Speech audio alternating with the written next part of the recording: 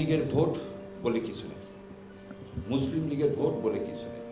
আমরা একটা ভোটের রাজনীতিতে আমরা বিশ্বাস করি না। আমরা কিসে বিশ্বাস করি? ক্ষমতার মালিক, সার্বভৌম ক্ষমতার মালিককে মালিকুল মুলক কে আল্লাহ সুবহানাহু ওয়া তাআলা। আর সূরা আল ইমরানে কি বলতেছেন? আমি যাকে ইচ্ছা তাকে ক্ষমতা দিব, যাকে ইচ্ছা তার কাছ থেকে ক্ষমতা কেড়ে নিব। আমরা কি 24 সালে জানতাম শেখ হাসিনা এইভাবে পালায় যাবে? সত্য কথা কি আমরা কেউ জানতাম?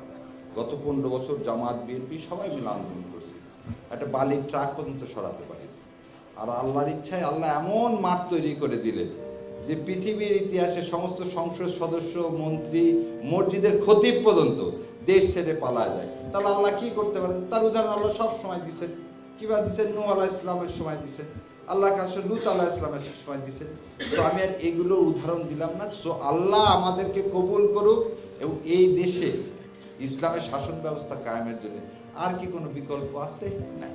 সো বিকল্প যদি না থাকে তাহলে আপনাকে এটাকে গ্রহণ করতে হবে।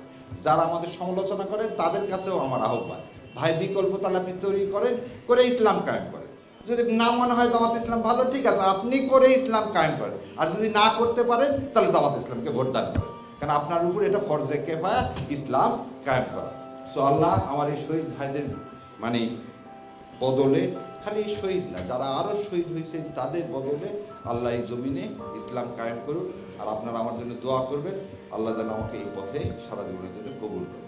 আর ওই যে আর একটা জিনিস সবাই দেখবেন বলে যে বট বাহিনী শিবির খালি কি বলে, কাউকে গালিগালাজ করে। এটা একদম খুব পরিষ্কার করে খালেদ মহিউদ্দিনকে বলে দিচ্ছি। দেখেন, আমাকে পুরস্কার ঘোষণা করছে, আমাকে মেরে ফেলে দেওয়া হলে 30 লাখ টাকা দেওয়া হবে। এটা কিন্তু খালেদ মহিউদ্দিনরা বলেন। আমার কিছুর জন্য, আমার জীবনের জন্য মূল্য ঘোষণা করা হয়েছে। তাই বলছে আমার মূল্য তো আল্লাহ নির্ধারণ করে দিচ্ছে, তোমাদের তো খুব দরকার নেই, এবং টাকা লাগলে আসো আমি দিয়ে দিচ্ছি।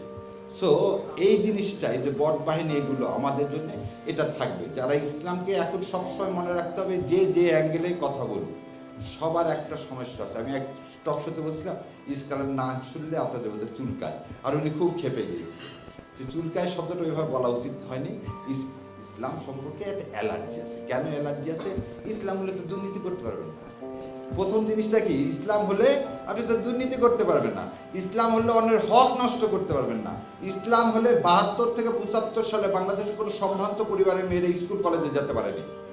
আর ইসলাম প্রতিষ্ঠা হলে একটা মেয়ে রাত 12টা হোক, 1টা হোক, যখন যাবে আমাদের কোনো বোনের দিকে কেউ ফিরেও তাকাবে না। এই সমাজ কি ইন্ডিয়া প্রতিষ্ঠিত করতে দিতে চায়? না। আমরা কি হক চাই? আমরা যাকাত ভিত্তিক হক চাই। আজকে বলেন তো, যার জমি জমা নাই তাকে ব্যাংক টাকা দিবে?